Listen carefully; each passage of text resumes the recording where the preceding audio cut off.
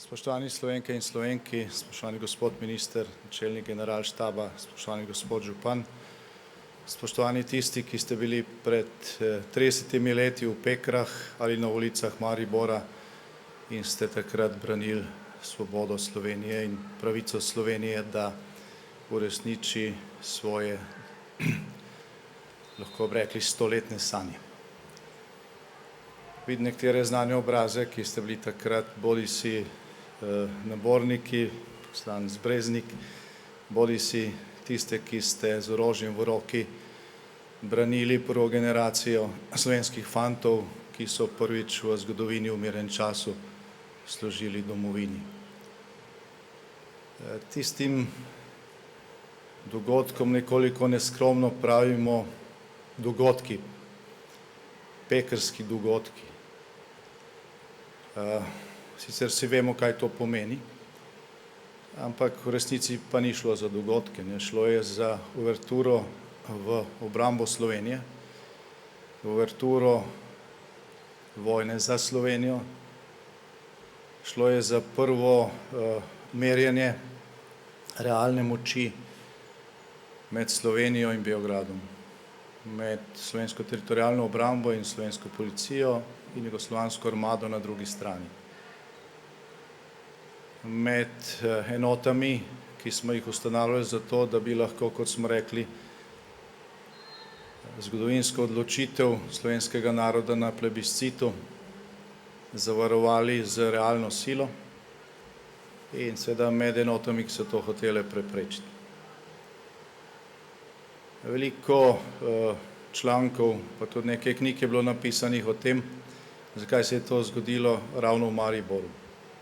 Prve slovenske nabornike smo vpoklicali tako v Pekrah kot v Pekre, v Center za obrambno usposabljanje, kot tudi na Ig. In dejansko je jugoslovanska armada takrat zahtevala razpustitev obeh centrov.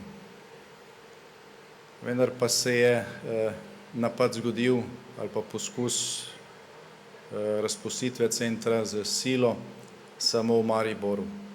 Kasneje, v teh desetletjih, ki so minila od te konfrontacije, je postalo jasno, da je jugoslovanska armada oziroma Beograd takrat izbral Maribor zaradi napačne ocene.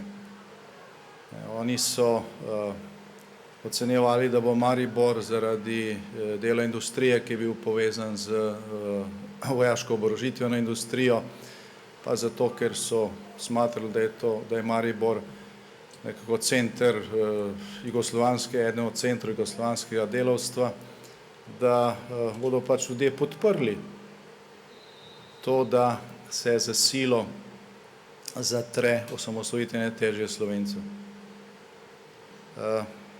Namesto tega se je Maribor junaško uprl in danes se bomo s pesmijo, z glasbo, z umetnostjo poklonili predvsem pogumu Maribora pred 30 leti.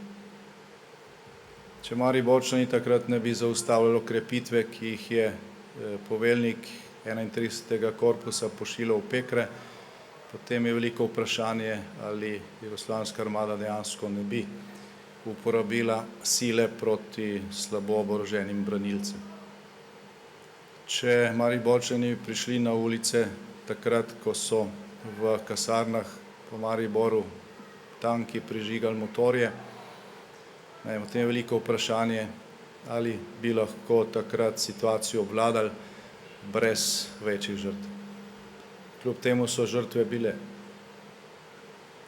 Danes se spominjamo tudi Josifa Simčika, prvega Slovenca, ki je umrl v tem spopadu oziroma v tem obrambi v uverturi vojne za Slovenijo. In spominjamo se velikanskega ali pa ogromnega poguma slabo oboroženih branilcev in tudi samih nabornikov v Pekrah, ki so noč in dan, praktično 24 ur, poslušali hrumenje oklepnikov, tankov, grozeče napovedi, pozive k predaji, in spominjamo se tudi tistih, ki so se potem pogajali na mariborski občini, pa so jih s prevaro zajeli. Moramo se pa spomniti tudi na to, da je bil Maribor izbran, kot smo potem videli v obveščevalnih poročilih Jugoslovanske armade, tudi zato, ker so računali, da ima tajna služba KOS, kontraobveščevalna služba Jugoslovanske armade, v strukturah slovenske oblasti, v državnih in lokalnih v Mariboru toliko svojih pripadnikov, da bodo lahko situacijo obvladali. Niso jo, teh pripadnikov ni bilo toliko, kot so nanje računali, kljub temu pa so ti omogočili, da je prišlo do upada v mariborsko občino, do zajetja pokrajinskega poveljnika teritorialne obrambe in do drame, ki smo jo potem reševali tako, da je Slovenija zaprla osnovno infrastrukturo objektom Jugoslovanske armade, se začela pogajati in potem, ko so praktično vojašnice ostale brez osnovne logistike, tudi s pogajanji dosegla izpustitev obeh zajetih častnikov teritorialne obrambe. Takrat je Slovenija preizkusila tako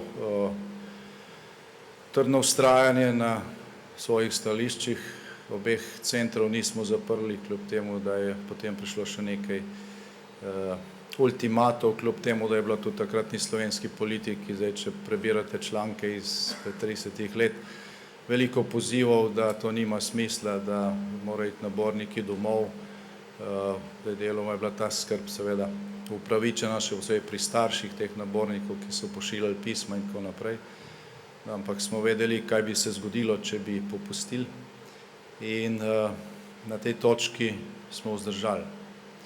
Preizkusili smo tudi korake, ki so nekje na meji med pogajanji in oboroženim bojem, se pravi blokade vojašnic, odvzem infrastrukture, in to je bila dobra, kot pravijo gasilci, mokra vaja za junij in julij kasneje, ko se je vojna dejansko v polnem obsegu tudi začela.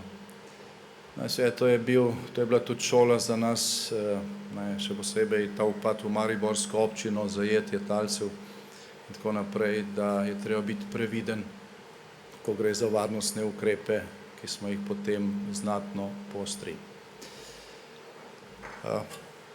Danes smo se, kot sem dejal že prej, zbrali predvsem zato, da z pesmijo počastimo pogum Maribora in branilcev Peker. Pesem je univerzalni jezik, ki združuje ljudstva po celem svetu.